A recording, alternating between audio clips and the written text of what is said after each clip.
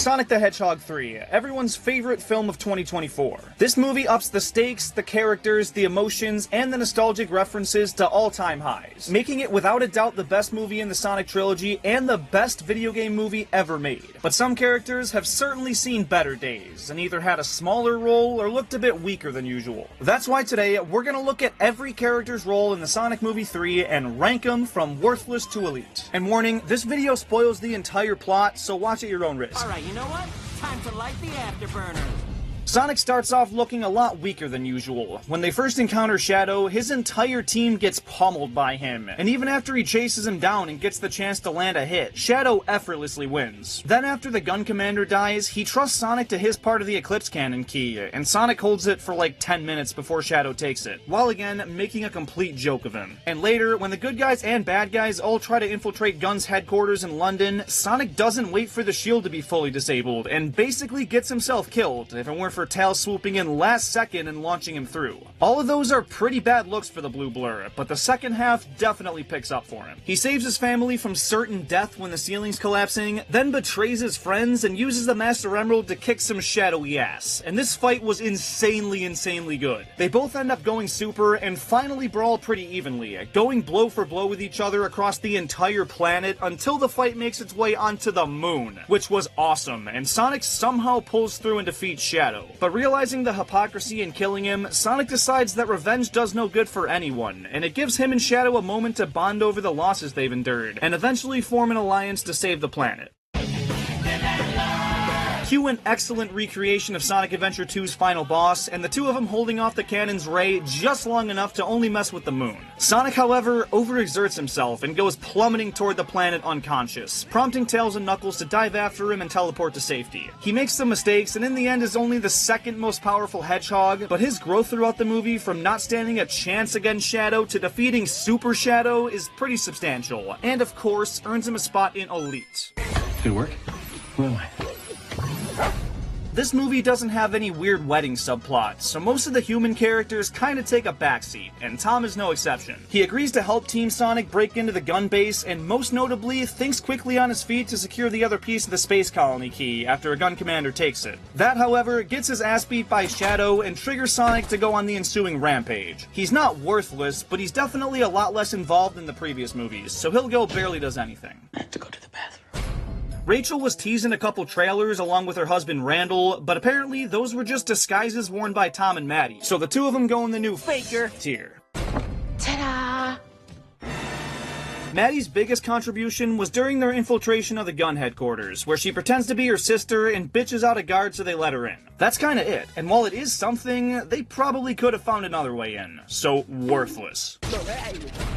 Dr. Ivo Robotnik is a pretty complicated guy throughout this movie, but ultimately does the right thing. He starts off teaming up with Sonic, quickly betrays him once he meets Papa Eggy, then does some totally healthy bonding with his lost relative, and really just does whatever he says because he's so excited to actually have a family for the first time in his life. He does a couple of smaller things, like developing the suits to get past the lasers in the gun base, but kinda plays sidekick to Gerald. After they boot up the space colony and launch it, he gets a call from Agent Stone who's worried about him, and he dismisses it to go spend more time with Grandpa. Grandpa, however, turns out to be a f***ing psychopath. He wants to blow up the entire planet, including the Ark and everyone on it, when Eggman just wanted to hold it over everyone's head to take over the world. He fights Gerald over it, and loses, falling to his death. But not before Tails can catch him, and Knuckles help kick some saggy flesh. Now, none of this so far is very impressive, especially losing to this geezer, but his redemption arc after this completely saves his character. He steers the laser away from the planet and does his best to delay the cannon's explosion, and as it implodes on itself, Eggman realizes that the one human that truly, deeply cared about him was Agent Stone, so he does a final, super heartfelt goodbye to his friend, and goes down with his grandpa's creation. He's probably not coming back from that one, which sucks, because Jim Carrey's Eggman has been getting better and better, and he really helps carry these movies. This is probably the best way his character could have gone out, though, so I've gotta put him at least up in comes in clutch.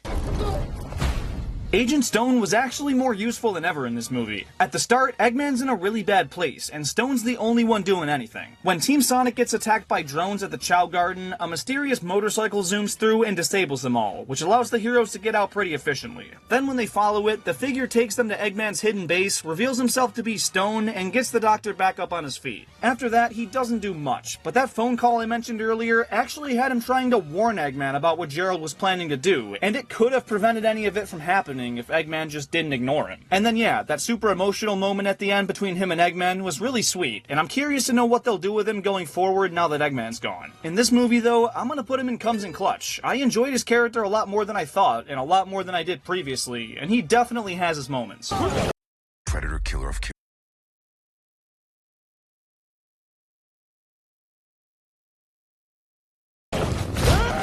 Wade Whipple. I was not expecting them to work in the fact that he's Knuckles' trainee warrior, but they did. Knuckles apparently trusted him with the thing he values most, and he gives it up like it's nothing.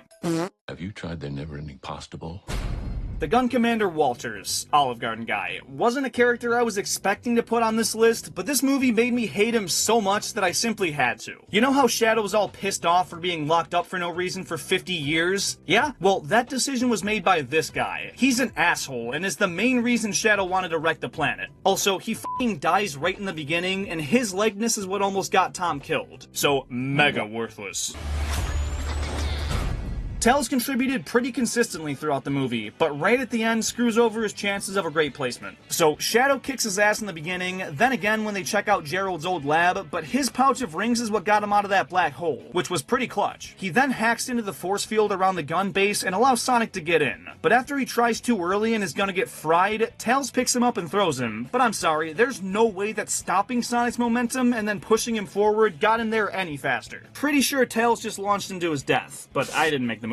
And he really doesn't do much after that until rescuing Eggman, like I said. But after Sonic falls to his death and he's sent to go save him with a ring, he passes out on the way down, and now they're both gonna die. It takes Knuckles going down there himself to pull them all to safety, but come on, he's used to flying. Did he run out of breath or something? I thought he was an alien. I wanted to give him Clutch tier, but after being the exact opposite of Clutch at the very end, I gotta toss him and barely does anything. Pika Pika! Knuckles was humiliated most when they confronted Shadow, but he consistently delivers from that point on. After things go awry in the gun base, Knuckles was the last resort element that comes crashing in to cause commotion and get the heroes out of gun captivity. He does just what he's supposed to, but after Shadow gets away with the key, Sonic's livid and wants to go take the Emerald to kill Shadow, and Knuckles is the one to stand up to him and say no. They almost get into a full-on brawl, but Knuckles makes his perspective apparent and lets Sonic go and try to get the Emerald from Wade. I was kinda hoping they'd fight, but that would either end in Knuckles losing, which is bad for the ranking, or Sonic losing, which wouldn't have allowed the final act to commence. So I guess this was kinda the best way to handle it. Him trusting Wade with the Emerald though, kinda dumb. However, him and Tails pull through to stop Gerald, and Knuckles is the guy to save both his pals. He comes in clutch big time at the end, so he deserves a spot up there. You're a colorful bunch. Shadow is without question the strongest character in this movie. Sure, he loses to Sonic in their big fight, but for the other 99% of the runtime, he's doing whatever he wants. Taking on waves of guards, no problem. Taking on Sonic, Tails, and Knuckles all at once? Pfft, piece of cake. Handling your emotions?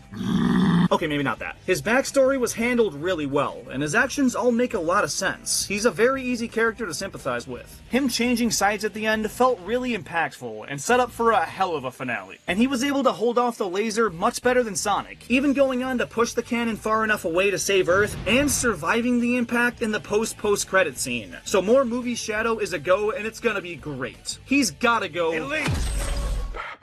In the saggy flesh. Gerald Robotnik contorted the entire plan from the very beginning. He wakes up Shadow, pulls his grandson in to help fire up the space colony, and plays both of them to fulfill his plan of destroying the world. He uses Eggman's desire to be loved to get the absolute most out of him, and defeats him one-on-one as the cannon charges up. Now, he does lose when some of Sonic's friends join in, but I mean a 1v3 is tough for a regular human. He doesn't achieve his goal, but the movie ends in the way Maria truly would have wanted, and since the dude was suicidal, he got his wish of a sweet release. I think it's going up in Elite. It feels wrong to put him in the same tier as his grandson, who he played the entire film, and since he was the puppet master behind the entire plot, it fits pretty well. Life's all about the choices we make. Maria is only seen in flashbacks, obviously, but those do a really nice job of setting up Shadow's despair, because she was the only one on Earth that loved him and didn't see him as a monster, which made her death all the more heartbreaking. She's been dead for 50 years though, so it's out of my hands, worthless. And there you have it.